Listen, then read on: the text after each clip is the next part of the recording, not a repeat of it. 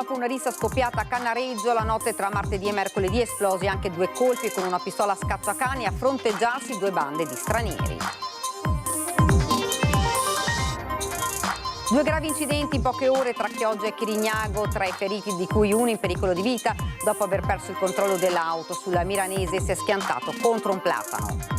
Bugiardo e sabotatore, chi sostiene che il contributo d'accesso sia ingiusto. Il sindaco di Venezia Brugnaro risponde a distanza ai consiglieri di opposizione Martini e monta la polemica. Il provvedimento è solo temporaneo, ma almeno per ora lo sfratto della 2M SpA di Rivale di Pianiga è scongiurato. L'appello della CISL per salvare la produzione e 40 posti di lavoro dello stabilimento. Gli artigiani della Milanese bloccano l'introduzione della patente a punti o a crediti che dal prossimo 1° ottobre dovrebbe essere obbligatoria per misurare la sicurezza nei cantieri. L'abbraccio di Venezia per lo scudetto dell'Umana Reyer femminile dopo la grande vittoria contro Schio nella finale, giocatrici in trionfo in gondola lungo il Canal Grande. Martellago, Mirano, Dolo, Stra e Vigonovo, il Giro d'Italia passa anche per la provincia di Venezia, accendendo l'entusiasmo dei tifosi. A Martellago presente anche il campione Francesco Moser. Buonasera, ben ritrovati dalla redazione di Venezia. Dunque questi titoli in primo piano, la cronaca, torna l'allarme sicurezza a Venezia, i carabinieri indagano su una rissa scoppiata a Cannareggio la notte tra martedì e mercoledì, durante la quale sono stati esplosi anche 2 colpi con una pistola scacciacani a fronteggiarsi 2 bande di stranieri. Dicono che erano una ventina, stranieri, divisi in 2 bande, chi armato di spranghe e chi di una scacciacani, da cui sono stati esplosi 2 colpi che hanno squarciato il silenzio della notte tra martedì e mercoledì all'altezza del Ponte dei Tre Archi. Era circa l'1:45. Prima le voci di una discussione molto accesa, poi il passaggio alle vie di fatto. All'arrivo dei carabinieri, che hanno rinvenuto alcuni bossoli a salve, non c'era già nessuno. La zona è comunque coperta da diverse telecamere di videosorveglianza, ma al momento su chi fossero le 2 bande che si sfidavano, forse africani e dell'Europa dell'Est, e per quale motivo, si possono solo avanzare supposizioni. I residenti sono stupefatti. Io di sera non esco. Sono in casa, quindi quello che c'è di sera non ho idea. Di giorno mi sembra una zona popolare, una zona tranquilla, di giorno. Alla sera, come le ripeto, io non esco. Alla sera non vogliamo fare brutti incontri. Ah, per quello non si esce? No. Perché no, dopo una certa ora non è che a Venezia ci sono personaggi che magari fanno qualche... È peggiorata ultimamente? Oddio, c'è stato un periodo che avevamo un po' di casino, diciamo. Io in realtà ho sentito qualche discussione, ma niente di particolare, una sola volta negli ultimi 6 mesi, ma questa è una zona che al sabato sera si trasforma in una zona vivace, durante la settimana vive. I vicini li conosciamo tutti, tutte persone tranquille, mai visti episodi. Una volta qui i locali aperti la sera si contavano sulle dita di una mano e i flussi della movida notturna si concentravano nelle vicinissime fondamenta degli Ormesini e della Misericordia.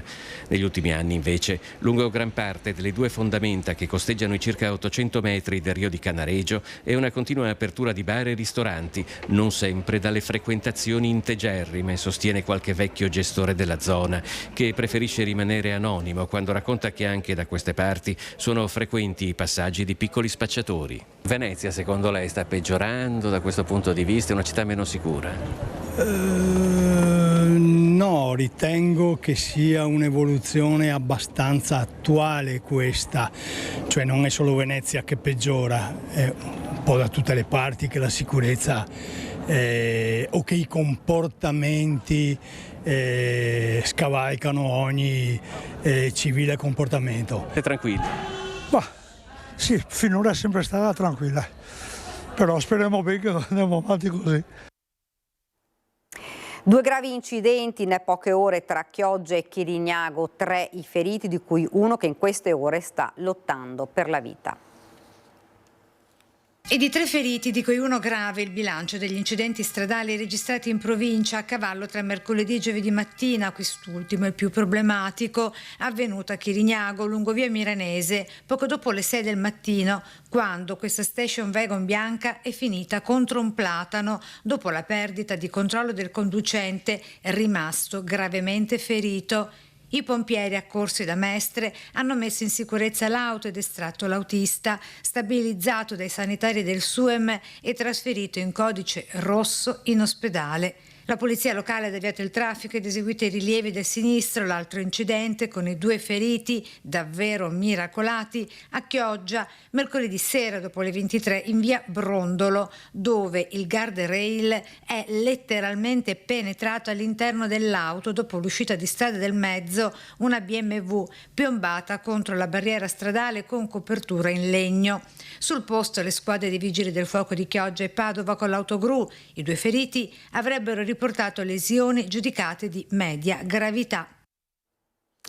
I carabinieri di Venezia hanno denunciato un 28enne italiano senza fissa dimora per rapina. I fatti risalgono a inizio aprile, quando dopo aver rubato alcuni generi alimentari in un supermercato del centro storico, un uomo si era dato alla fuga dopo aver spintonato a terra un dipendente che l'aveva rincorso. Determinante per l'individuazione, l'avvio immediato delle indagini, l'acquisizione di informazioni sul territorio ed il successivo riconoscimento da parte della vittima, che hanno permesso poi di ricostruire gli eventi. E a Chioggia la polizia ha denunciato per spaccio e ricettazione un pregiudicato fermato in auto nei pressi di Calle San Giacomo con addosso 4 dosi di cocaina e 17.250 euro in contanti divisi in banconote da 50. Il GIP ha disposto il sequestro del denaro, risultato sproporzionato rispetto al reddito dichiarato dall'indagato e del quale lo stesso non è riuscito a giustificarne la provenienza. Bugiardo e sabotatore, chi sostiene il contributo d'accesso sia ingiusto, parole con cui il sindaco di Venezia Luigi Brugnaro risponde a distanza al consigliere di opposizione Giovanni Andrea Martini e monta così la polemica. Ho saputo di un consigliere comunale che è andato a farsi ricevere la stampa estera per denigrare il nostro lavoro senza nessun dato, accusandoci poi di non dare dati, dava dati dicendo che non aveva dati. Cioè, è chiaro che questi ti ricevono, sei un consigliere comunale di Venezia, sputani la città. È un Brugnaro più che iroso, irrefrenabile e incontenibile, quello che risponde a distanza al consigliere di opposizione Giovanni Andrea Martini, capogruppo di Tutta la città insieme, sulla polemica nata intorno al contributo d'accesso, definito dallo stesso Martini un bluff, con l'inefficacia del provvedimento sottolineata anche da alcuni giornalisti dei media internazionali, dalla sede dell'Associazione della Stampa Estera di Roma. Sono sabotatori di qualsiasi tentativo. Il consigliere in questione, cioè Giovanni Andrea Martini, per il sindaco Brugnaro tra la pletora di sabotatori e bugiardi e parlando anche in dialetto, infervorandosi, se la prende pure con le proteste degli ambientalisti contro l'inceneritore di Fusina. È contro la realtà, no? La verità, la realtà. Cioè, allora non basta dire balle continuamente, dirle bene, perché le dicono bene, fanno i manifesti. A me è stato fatto un manifesto contro gli inceneritori, tutta la parete intera, cioè questo si buoni fa da mattina a sera, questa sarebbe l'arte e la pittura. La realtà è che il termovalorizzatore di Marghera è il più avanzato d'Italia e fuori non esce niente ed è la soluzione più ecologica che esiste. Infine il Brugnaro consiglio contro ogni conflitto d'opinione sulle dinamiche di leadership. Voglio spiegare che l'ideologia è una brutta bestia, perché ti fa vedere un nemico dappertutto. Sei dalla parte mia o sei dall'altra parte. Abbandonate questo modo di fare, ragioniamo sui fatti. Scongiurato per ora lo sfratto della 2M di Pianiga, ma la vicenda resta aperta. L'appello e l'impegno della CISL per salvare lo stabilimento e i suoi 40 lavoratori. Il provvedimento è solo temporaneo, ma almeno per ora lo sfratto alla 2M SPA, ex Maretto Marflex di Rivale di Pianiga, è scongiurato. Il custode giudiziario era arrivato per renderlo esecutivo, ma dopo un confronto di una trentina di minuti con l'amministratore di 2M SPA, il sindaco di Pianiga Massimo Calzavara, il segretario della FIM CISL di Venezia Matteo Masiero, i componenti della sua segreteria e la RSU, si è deciso di prendere altro tempo. Attualmente nello stabilimento lavorano 40 persone. È un po' di tempo per consentire al giudice di mettere tutte le parti attorno a un tavolo e auspicando di addivenire ad una soluzione. Ecco, la cosa che vorremmo precisare noi è che questa vicenda rischia di essere la sintesi degli egoismi di tante parti che pensano solo al loro piccolo e alla fine portare alla chiusura di una realtà industriale che è fondamentale per il nostro territorio. È storica, ha una cultura nel nostro territorio, può funzionare e rischiamo in questo modo di mettere i lavoratori per strada. La vicenda complessissima parte dal fallimento dell'Amaretto Marflex. Parte dei crediti che gli istituti vantavano verso l'azienda sono stati acquistati dall'Adda SPV, che ha incaricato Ikera Italia al recupero e alla gestione dei crediti. Fra le proprietà incluse nella procedura c'è anche l'immobile dove la 2M ha la sede operativa e produce materassi, reti da letto e complementi d'arredo, dopo l'acquisto del ramo d'aziende del marchio Amaretto Marflex. A seguito di situazioni non risolte tra gli interlocutori si è giunti all'ingiunzione di sfratto. Vorremmo che si evitasse di utilizzare i lavoratori come scudo in una vicenda così complicata. Vorremmo che si evitasse, perché questo non porta bene a nessuno. Allora, la cosa che serve è che i lavoratori abbiano il loro posto di lavoro salvaguardato, venga salvaguardata la realtà industriale e ci sia la continuità produttiva, perché questo non ha nulla a che vedere con le crisi industriali classiche. Si rischia che delle variabili assolutamente indipendenti, senza controllo, ricadano sulle famiglie e sui lavoratori che sono qui. Dal prossimo ottobre, per valutare la sicurezza nei cantieri, entrerà in vigore la patente a punti. Gli artigiani del Milanese però bocciano questa novità e sono perplessi. Gli artigiani del Milanese bocciano l'introduzione della patente a punti o a crediti, che dal prossimo ottobre dovrebbe essere obbligatoria per misurare la sicurezza nei cantieri. Si tratta di un'ennesima norma sbagliata. Sicuramente non servirà a qualificare le imprese per come è stata strutturata. Ad oggi è piena di criticità. Mancano tutta una serie di provvedimenti attuativi che di fatto la rendono completamente zoppa. E nella stessa attuazione ci sono molti passaggi sui quali cercheremo di fare attenzione e di sollevare eventuali punti critici per quanto riguarda l'operato delle piccole imprese. Andrea Dal Corso, funzionario dell'Associazione Artigiani del Milanese, avvierà un attento monitoraggio. Vigileremo perché ai nostri associati sia dato tutto il supporto necessario e cominceremo già da subito con iniziative formative sull'argomento, in modo da non lasciare impreparati i nostri artigiani. Una novità che nel Milanese e in tutta la provincia di Venezia coinvolgerà tantissime imprese, in particolare nel settore edile. Ci sono circa almeno 5.000 imprese che saranno coinvolte e un numero di addetti che si stima supererà le 13.500 unità. Questi sono tutti potenzialmente destinatari della patente a punti, ma non solo, perché vanno aggiunti tutte le imprese e i lavoratori della filiera delle costruzioni, non solo le imprese edili, quindi anche falegnami, impiantisti, e che possono far aumentare la cifra dei destinatari della normativa dalle 3 alle 4 volte.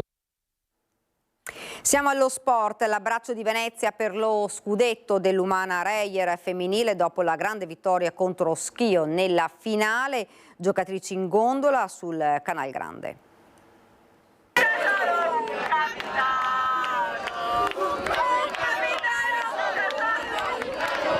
I campioni dell'Italia siamo noi, un coro cantato a squarciagola irrompe in piazza San Marco e tutti, anche molti turisti, applaudono e sembrano inchinarsi. Alle campionesse d'Italia, l'abbraccio dei tifosi, l'Umana Reyer portata in gondola con le giocatrici da Ca' Farsetti, sede del comune, fino a piazza San Marco. Sono immagini che faranno la storia e raccontano di un sogno diventato realtà per l'Umana Reyer, lo scudetto del basket femminile riportato in laguna dopo 3 anni. La gioia della capitana Francesca Panna. È un'emozione veramente fortissima. Purtroppo il primo anno non siamo riusciti a fare tutta questa festa, quest'anno veramente è stato fantastico, solo in questa città unica al mondo possiamo fare una sfilata e una festa del genere, infatti è stato bellissimo e dal primo minuto che ho la pelle d'oca e ancora adesso ce l'ho ed è stato veramente bellissimo. Non posso che ringraziarli, sono stati veramente la nostra forza dal primo giorno, sono stati sempre presenti e sempre in di più, quindi è stato veramente un anno pieno di emozioni e le abbiamo vissute anche grazie a loro e per loro. Adesso qui con noi abbiamo anche un sacco di tifosi che ci hanno seguito anche oggi in Canal Grande, abbiamo i canestrei che sono sempre presenti ed è un'emozione veramente unica. Una cavalcata straordinaria, quasi inarrestabile, fatta di 28 vittorie in 31 partite. In comune, giocatrici, coach e staff sono stati premiati con il Leone d'Oro dal sindaco Brugnaro nella doppia veste anche di patron della squadra, lui che per primo ha creduto nel rilancio della Reyer insieme alla moglie Stefania Moretti. Una cosa strepitosa, solo Venezia, solo la città di Venezia può regalarti queste emozioni, queste soddisfazioni in questo corteo che è stato dal comune di Cafarsetti qui a Piazza San Marco. È stato veramente qualcosa di strepitoso, anche il calore, l'affetto della gente che ci incontrava, e qui è veramente una cornice particolare. Siamo orgogliosi e onorati di poter far parte di questo progetto, una stagione da incorniciare. È una cosa particolare oggi, direi toccante, forte. Ti rendi conto oggi quello che hai fatto, devo dire dopo la partita come sempre è un momento di rendersi conto di quello che ti succede intorno, e oggi grazie al club, alla società è stata organizzata una cosa meravigliosa. Grande festa anche nel veneziano per l'arrivo della 18ª tappa del Giro d'Italia. A Martellago tra la gente anche il già pluricampione delle due ruote Francesco Moser. Viva il Giro d'Italia a Martellago! Festa rosa sulle strade nei territori di 9 diversi comuni della città metropolitana di Venezia, Dolo, Fiesto d'Artico, Mirano, Pianiga, Scorzè, Spinea, Stravigo 9 e prima ancora Martellago. È la prima volta da sindaco vedere passare il giro per Martellago, è passato nel 2018, l'ho visto da spettatore, oggi da primo cittadino sono orgoglioso delle mie associazioni, del mio assessore che ha fatto un ottimo lavoro e tutta la gente che è oggi qui per onorare il Giro d'Italia. A Martellago in piazza tra la scacchiera gigante, ombrellone e tavolini per vedere il giro attraverso il mega schermo, in piedi, con naso all'insù o comodamente seduti. Avete un beniamino preferito? No, sinceramente per tutto il giro. Così non fa un torto a nessuno. Esatto, non facciamo torto a nessuno. E poi bandierine, palloncini, striscioni e gagliardetti, anche una TV belga in moto. International Channel.